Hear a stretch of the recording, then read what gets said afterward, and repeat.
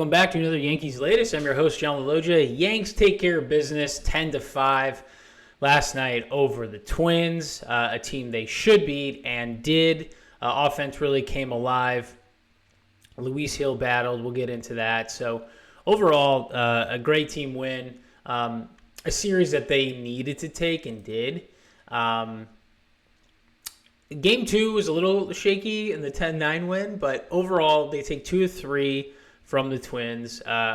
You wanted a sweep, definitely had to take 2 out of 3, and you did what you needed to do. At this point, it's just about racking up wins and getting healthy for the playoffs, especially because they're so close in the standings with the Red Sox that you really want to host that first wild card game. So, like I said, in Game 1, they just get blanked 7-0. Simeon Woods Richardson shuts them out, 11 strikeouts over 6. Just can't get really any offense going. Game 2, they get the offense going in the first half of the game. And in the second half, they're up 10-1, and then the Twins come back. Volpe returned. Grisham hit a huge 3-run homer. I know we have Aaron Judge. Trent Grisham might be. You can't say... If they didn't...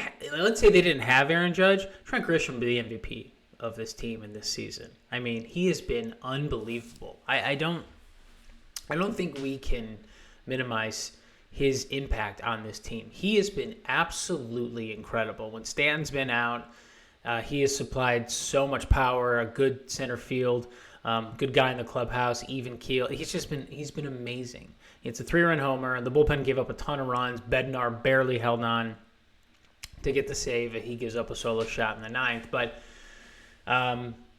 Wednesday night's game, 10-5, big offensive night. Again, Grisham, 2 home runs. Bellinger hits 1. Heel had a shaky start, but preserved the game, so let the bullpen get the win. And the Yankees won the series, and this is what you have to do. And I think it's a couple takeaways. Grisham is heating up at a crucial time. He's been great all season, but he is just driving the ball out of the ballpark, and is almost a guy where you really have to pitch around. And I love Judge hitting behind him or close behind him. Volpe's return adds a little bit of a spark. He really concerns me defensively with errors. He came back and did contribute in Game 2. He got 2 hits and an RBI, which is encouraging. The Yankees under pressure being able to secure these wins. I know it's the Twins. I get it. But a win is a win. But what I really want to talk about is starting pitching. Luis Hill, arguably, along with Schlittler, maybe has the best stuff in the starting staff. Better stuff than Rodon and better stuff than Fried. But he struggled in Game 3 of this series, giving up multiple runs early.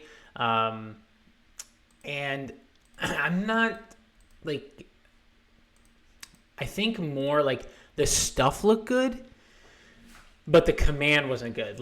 He throws a high, it was sort of a high changeup to Royce Lewis. It was over the middle, right over the heart of the plate.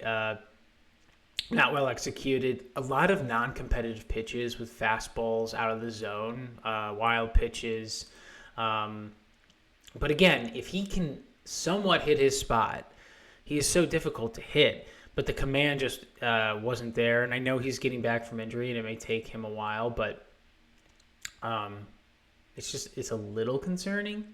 And so if you're thinking about the playoffs, maybe Fried, Schlittler, Rodon is your 1, 2, 3, but you're gonna need Heel, and you're gonna need Heel to throw strikes. You're gonna need Heel to have good command, and if he doesn't, it's a little concerning. Now the stuff looked great. I just think if he can reel that in and get a little bit better command, it should be fine. But just a little concerning of what I saw last night. Just a lot of non-competitive pitches.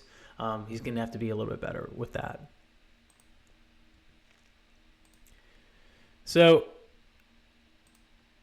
Grisham, Judge, Belly, they carry the team and sort of been carrying this team all year, quite honestly.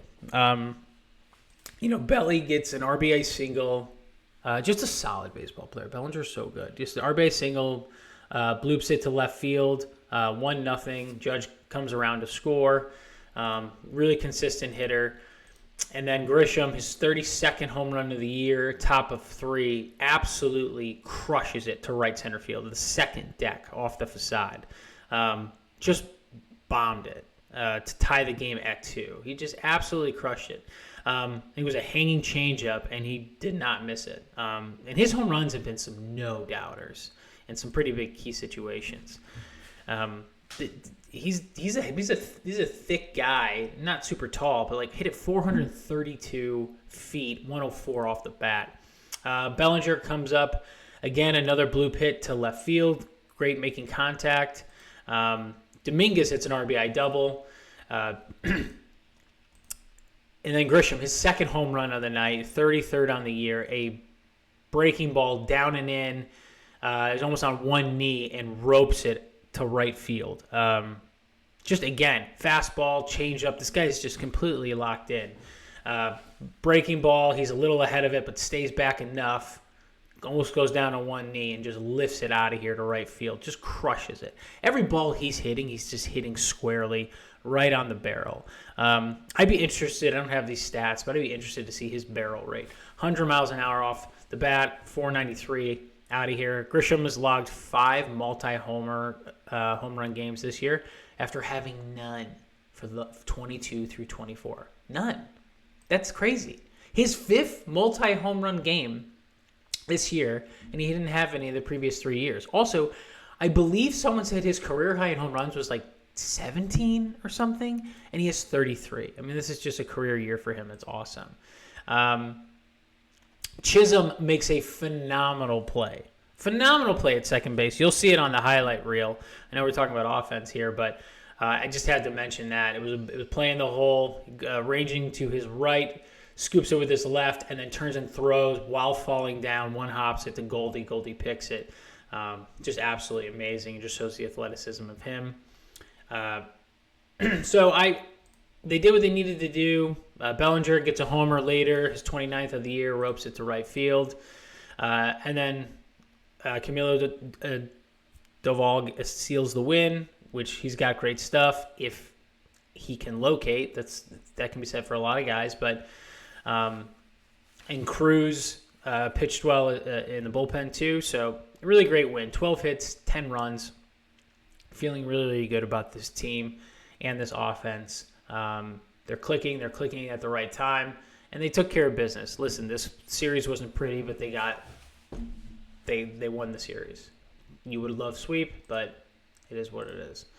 I want to talk about the standings real quick and kind of previewing what's coming next. So right now, 10 games left. Probably not going to catch the Jays. It's just tough. They're four games back of the Jays.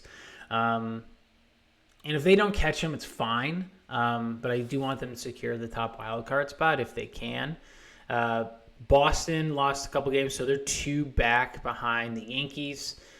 And so the Yankees 4 back behind the Jays. Red Sox 2 games behind the Yankees.